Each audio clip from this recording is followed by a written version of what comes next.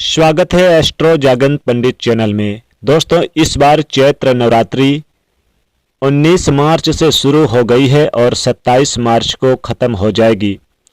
दोस्तों, बताना चाहेंगे कि हमारे धर्म शास्त्रों में 9 दिनों की जो नवरात्रि होती है इसे बहुत ही शुभ माना गया है। इस बार की नवरात्रि 9 दिन की है।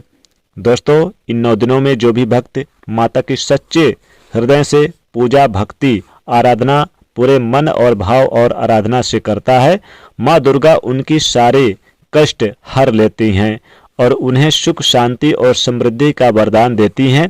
दोस्तों, नवरात्रि माँ की कृपा प्राप्त करने के लिए बहुत ही खास दिन माने जाते हैं। इस बार की नवरात्रि बहुत ही खास है क्योंकि नवरात्रि में हर दिन कई दिव्य और दुर्लभ संयोग बन रहे हैं। इन दिव्य और दुर्लभ संयोग में माँ का व्रत पूजन करने से कई गुना अधिक पुण्य फल की प्राप्ति होती है। नवरात्रि के दिन बेहद ही खास माने जाते हैं। शास्त्रों के अनुसार नवरात्रि के दिनों में माता रानी का पूजन करने और जरा से प्रयास करने से ही माता रानी की असीम कृपा प्राप्त होती है और माता रानी प्रसन्न हो जाती हैं। दोस्तों, आज की इस वीडियो में हम आपको एक ऐसी चीज के बारे में बताने जा रहे हैं जिससे नवरात्रि के दरमियान अगर आप ये एक चीज खा लेते हैं तो माँ दुर्गा की असीम कृपा से आपके सारे कष्ट, दुख, दरिद्रता का नाश हो जाएगा। माँ लक्ष्मी जी की कृपा रहेगी। जो व्यक्ति नवरात्रि के दौरान यह चीज खा लेता है उन्हें माता दुर्गा का आशीर्वाद पूरे साल उनके ऊपर बना रहता है और माँ दुर्गा अपने उस भक्त के पूरे साल रक्षा करती हैं। इसलिए दोस्तों, नवरात्रि के पावन पर्व में यह एक चीज अवश्य खा लेनी चाहिए। दोस्तों, नवरात्रि का पावन पर्व ऊर्जा की देवी माँ दुर्गा, धन की देवी माँ लक्ष्मी और विघ्न की देवी माँ सरस्वती को समर्पित है। नवरात्रि के 9 दिनों में माता रानी के 9 अलग अलग स्वरूपों का पूजन किया जाता है। नवरात्रि के दिनों में माँ के 9 अलग अलग रूपों का पूजन करके माता रानी के स्वरूप के हिसाब से उन्हें पसंदीदा भोजन, पुष्प, फल, भोग लगाना चाहिए। शास्त्रों में बताया गया है कि प्रत्येक दिन के अनुसार अलग भोग अर्पित करने से माता रानी सभी प्रकार की समस्याओं का नाश कर देती हैं। शास्त्रों में बताया गया है कि जो भक्त नवरात्रि के दिनों में माँ के अलग अलग स्वरूपों के हिसाब से उन्हें भोग अर्पित करते हैं, उनके प्रसाद के रूप में ग्रहण करते हैं, माँ दुर्गा पूरे साल भर उनके घर में धन की कोई कमी नहीं रहने देती हैं। पूरे साल माँ दुर्गा का आशीर्वाद उस घर में बना रहता है।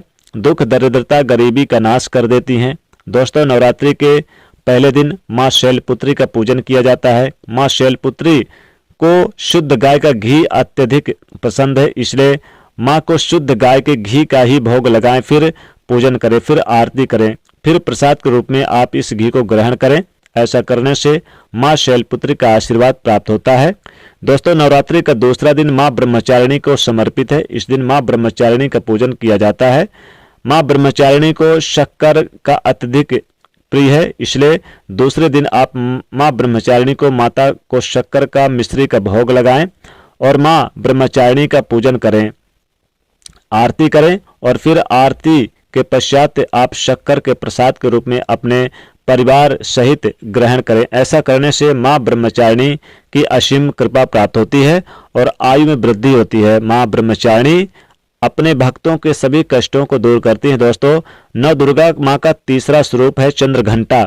माँ के इस चंद्र घंटे के स्वरूप का पूजन नवरात्रि के तीसरे दिन किया जाता है। इस दिन माँ को दूध या फिर दूध से बनी मिठाई, खीर का भोग लगाना चाहिए और फिर माँ चंद्र घंटा का पूजन कर आरती करनी चाहिए। आरती करते समय चंद्र घंटा यानी घंटा अवश्य बजाना चाहिए क्योंकि चंद्र घंटा को, घंटे की आवाज से ही माता रानी के आवाज से शत्रुओं का नाश हो जाता है, बुरी शक्तियों का नाश हो जाता है और बुरे विचार कभी नहीं आते। इसलिए पूजन के दौरान घंटा अवश्य ही बजाएं और पूजन के पश्चात प्रसाद के रूप में आप मिठाई ग्रहण करें। ऐसा करने से दुखों से मुक्ति मिलती है, परम आनंद की प्राप्ति होती है। माँ चंद्र घंटा की कृपा से दुश्मन भी शांत हो जाते हैं, घर से नकारात्मक ऊर्जाएं नष्ट हो जाती है और घर में सुख समृद्धि का वास होता है। दोस्तों, नवरात्रि के चौथे दिन कुष्मांडा माँ का पूजन किया जाता है। माँ कुष्मांडा की कृपा प्राप्त करने से इस दिन माता कुष्मांडा को मालपुए का भोग लगाना चाहिए। हरे फल जैसे कि हरे अंगूर का भोग लगाएं और हरी इलायची का भोग लगाएं। माता रानी को भोग लगा सकते हैं। माँ को भोग लगाने के पश्चात माँ का पूजन करें, आरती करें और इसे फिर प्रसाद के रूप में ग्रहण जरूर करें। दोस्तों, ऐसा करने से कूष्मांडा माता की कृपा प्राप्त होती है। साथ ही फिर दोस्तों अगले दिन यानी कि 5वें दिन आप माता स्कंद माता का पूजन करें, क्योंकि माँ स्कंद माता की कृपा प्राप्त होती है। केले का यानी कि भोग लगाना चाहिए इस दिन, केले का फल चढ़ाना चाहिए और फिर आप पूजन करने के बाद, आरती करने के बाद प्रसाद के रूप में केला इस दिन जरूर खा ले। दोस्तों, नवरात्रि के छठे दिन माँ कात्यायनी का पूजन किया जाता है। माँ कात्यायनी को शहद अत्यधिक प्रिय है। इस दिन माँ कात्यायनी को आप शहद का भोग लगाएं, फिर आप उनकी आरती करें। आरती करने के बाद माँ कात्यायनी को जो आपने शहद चढ़ाया है उसे आप पूरे घर परिवार के सहित थोड़ा थोड़ा प्रसाद के रूप में अवश्य खा ले। दोस्तों, नवरात्रि के 7वें दिन माता रानी की पूजा की जाती है और इस दिन गुड़ का भोग लगाया जाता है। गुड़ का भोग लगाने के बाद फिर आप इस गुड़ को ग्रहण जरूर करें। नवरात्रि के 8वें दिन माता महागौरी का पूजन किया जाता है और इस दिन आप माँ को यानी कि पानी वाला नारियल का भोग लगाएं, फिर आरती करें और इसे पूजन के पश्चात यानी ग्रहण करें।